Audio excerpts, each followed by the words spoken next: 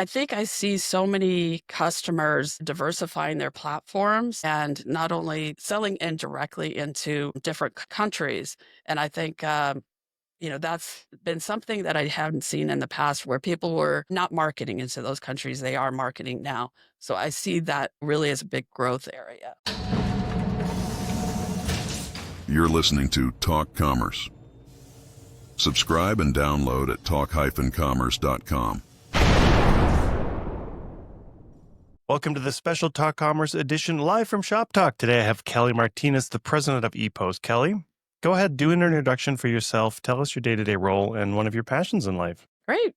So I'm Kelly Martinez. I'm a co-president of Epos Global, and passion in life is travel. I love to see new places and go travel internationally. All right. What was the last fun place you were at?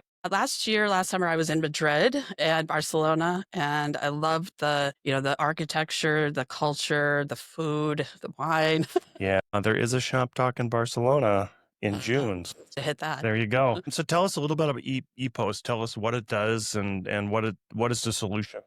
So Epos Global is an international and domestic shipping solution. And our company is really based on our extensive, strategically located final mile carrier network. And that network provides both reliable delivery for our customers, but also cost savings. And our real advantage that we have is that, our company, our team is experienced in logistics, which is so important these days with all the changes and the dynamic nature of international and domestic shipping. And that really helps our customers. Our goal is to help them expand globally, but also, just to grow their business. Yeah, and a lot of times people shipping or merchants don't think about that final mile and how important that in the United States, the final mile is mainly done by the postal service. Although Amazon now has seemed to figure out how to do it, but they do only their own packages. And I imagine most other countries that final mile is also done by their post office or their equivalent. Yeah, it's really probably the last 5 years, there's a lot of growth in regional carriers. And I think what's hard for some, customers in the United States is hard to tap into those regional carriers. And that's what we can help customers with is, our tech solution, our platform really lets us look and see what's the best carrier in a particular country. And that could be postal, or that could be, a final mile carrier that just covers a geographic area in Barcelona. And, the same in the US. There's been so many companies that have sprung up, but customers here, e-tailers don't really want to say, okay, these postal codes will go with this carrier, these postal codes will and manage, that complex relationship with vendors. So that's where we come in is we can, pick up from customers, bring it back to our facility, process it, and then, give it to vendors, whether those are domestic or fly it in. And that was a real advantage in Canada when we just had the postal strike. We do have one of our solutions is Canada Post, but we could pivot and just divert that all to private carriers, which we have about 6 or 7. And almost all of our packages got delivered, just not those real rural areas that only the Canada Post delivered to.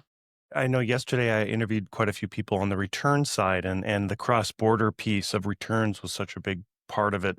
And you did mention that you're doing cross-border shipping. Mhm. Is there more challenges now with tariffs and things like that coming up?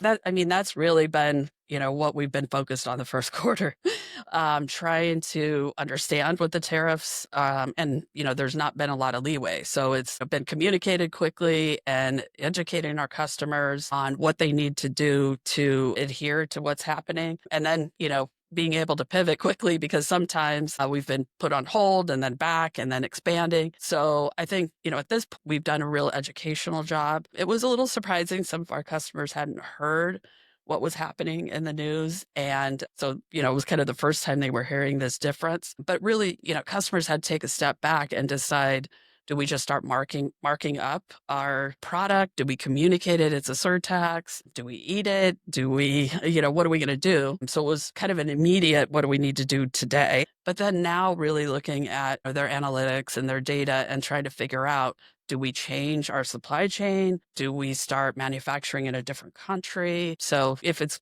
going to Canada, for instance, do we start fulfilling from Canada? And so we've seen a lot of retailers that are looking, especially retailers that have brick and mortar in both the US and Canada, but they were doing their retail business from the US and shipping up, they're looking at just moving that to Canada. So, those are some of the questions, and then really understanding how that impacts the business. I think, with US MCA in Canada, customers really defaulted to a US origin because that was beneficial, and really understanding that's not a good thing at this point. Yeah. Yeah, and I think, I mean, it sounds very complicated, and I would imagine that you help the merchants themselves primarily to get through that, and maybe even more importantly, make them not worry about it, right? Yeah. I mean, our goal is to make things easy. Most of the time, our customers, 90% of their business is United States domestic. And maybe there's a small portion that's international and they don't want to become experts. And that's where we come into play is we can do all that for them. We can look at, and especially if it's customers that have been shipping with us, we can look at their data and say, look, these are the products you have that are origin US. This is what that's going to be in dollars and cents. Let's brainstorm what some of those solutions might be to help you save on that surtax. So putting tariffs aside, what are you excited about now for shipping, and especially going into like this next Black Friday season? What is it that you're seeing that's trending, and what's innovative in the shipping business?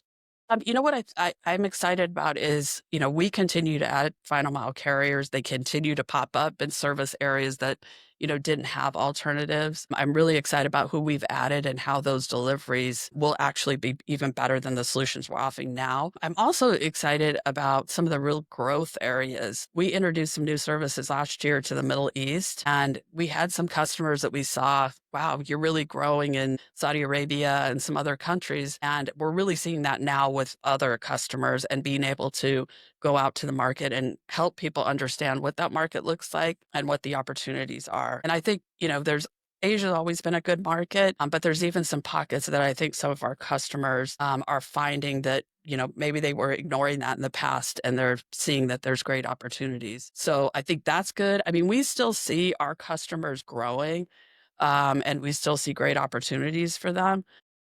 Uh, we're excited about to see what happens. There's also, this sounds like doom and gloom, but it's also opportunity is in May, there may be another postal strike with Canada Post.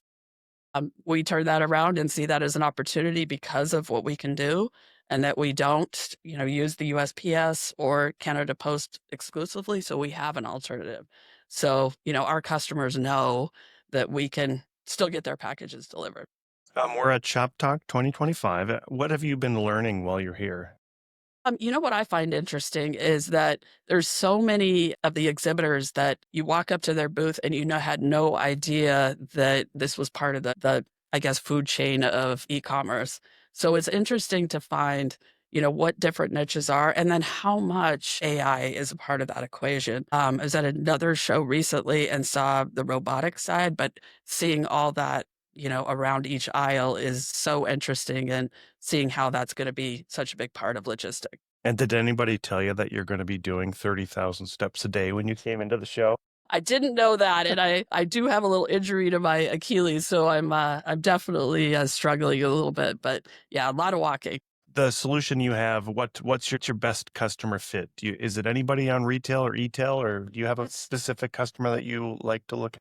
Yeah, that's a good question. Really, we do work with anybody that's selling internationally or domestic. Obviously there's some restricted products, but generally what we're really good at is apparel, small electronics, any kind of accessories, books. So those are, nutraceutical type supplements. Cosmetics is a big growing market. So those are kind of our sweet spots that we're experts in. And going into the holidays, what do you see as an e-commerce trend?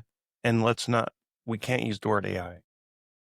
Gosh, that's a good one. I'm gonna have to think about that one. I think I see so many customers diversifying their platforms and not only selling indirectly into different countries. And I think, that's been something that I haven't seen in the past where people were not marketing into those countries. They are marketing now. So I see that really as a big growth area. Is there any specific products that you see that other countries don't have yet from the US that need it, or vice versa? Like I'm thinking, 15 years ago, we didn't have Marmite. Now Marmite is not popular in the US, but we have it. Yeah, it's funny. Someone walked up to our booth yesterday and it was a product that is similar to pickleball, but it's a sport played in Spain. And they want to get into the US market because they're getting some just ad hoc orders. So I think there's so many, that's a little small niche, but definitely interesting. And I mean, always, selling outbound, the big brands or the things that are popular on TikTok are attractive and sell very, very quickly and grow very quickly. But you never know what's going to be the next hot item. Right. Kelly, as we close out the podcast to give everybody a chance to do a shameless plug about anything they like, what would you like to plug today?